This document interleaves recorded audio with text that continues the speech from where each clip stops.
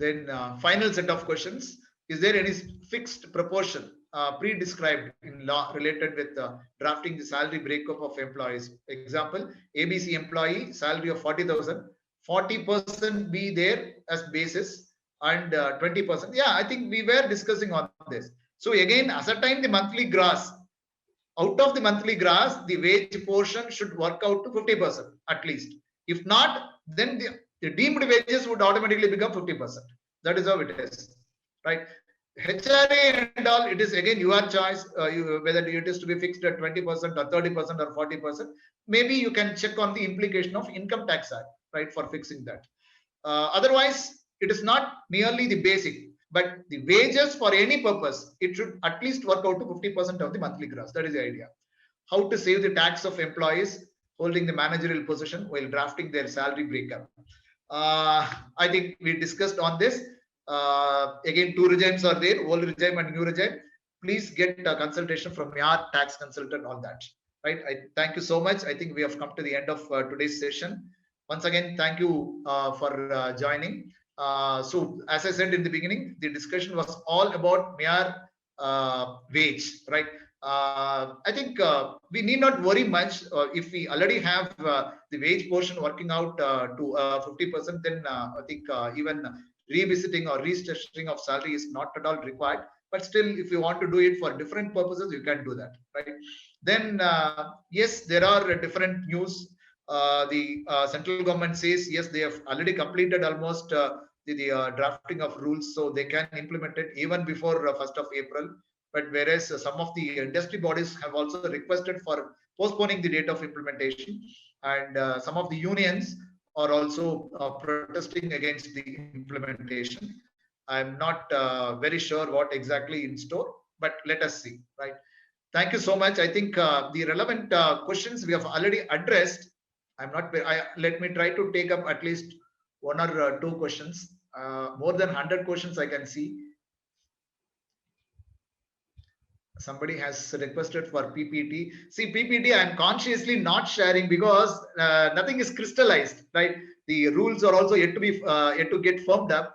That is the reason I have not done that, right? Once it is implemented after April, definitely we will have one session. Then we will have a Pakka PPT. I will share that, right? Sir, could you please re-emphasize the understanding of point B? I'm not very sure about point B. So if it is about the house accommodation or other amenities, see, in respect of the amenities, whether it is house accommodation or supply of water, air, electricity, whatever it is, by the employer, only if there is a specific order given by the government to exclude the cost of the same from treating it as wages, that can be excluded, right? Otherwise, that is also to be treated as part of wages. But it is some of the government companies or some of the companies in the public sector, they may have this practice. In the private sector, by and large, it will not be there. But even if it is there, see, it is a kind of payment by way of in kind, right? But it is not approved by any of the appropriate governments. So that is the reason I did not dwell much on that. Currently, it is not there in practice. Conveyance allowance being excluded from the definition of wages. Can we also exclude this while computing PF in case of wages are less than? Yes, definitely we can exclude. How variable pay incentive, if any is treated? See, variable pay, if it is otherwise to be treated as wages, yes, the variable nature of a particular payment will not decide whether this will form part of wages or not, right? We have variable DA. So DA is considered as part of wages. Some of the companies, they have variable DA.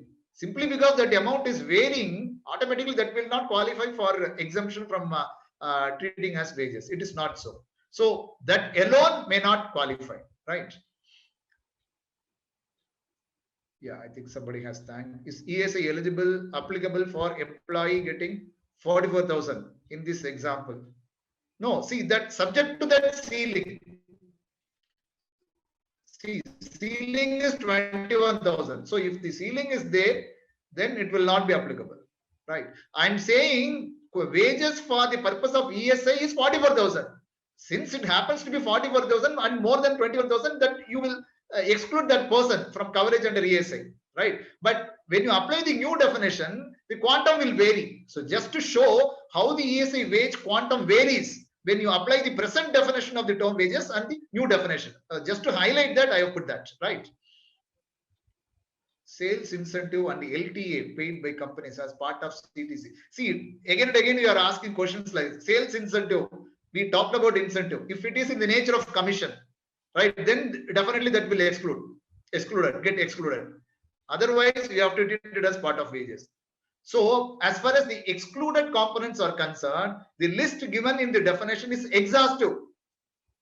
So, for a particular payment to qualify for exemption, it should be either conveyance allowance or commission or house rent allowance or overtime allowance.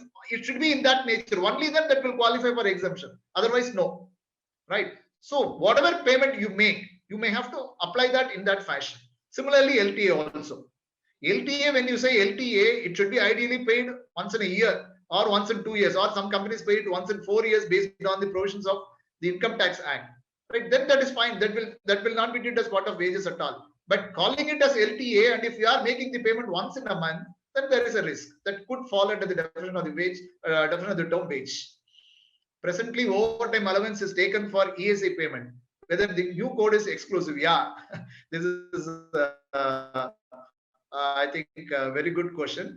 As far as overtime is concerned, currently for determining the eligibility of the person for coverage, we will not consider. But for calculating ESI contribution, we will consider overtime allowance. But once the code gets implemented, it will not be included for any purpose, right? Because it is very clearly excluded now. For ESI also, it is excluded.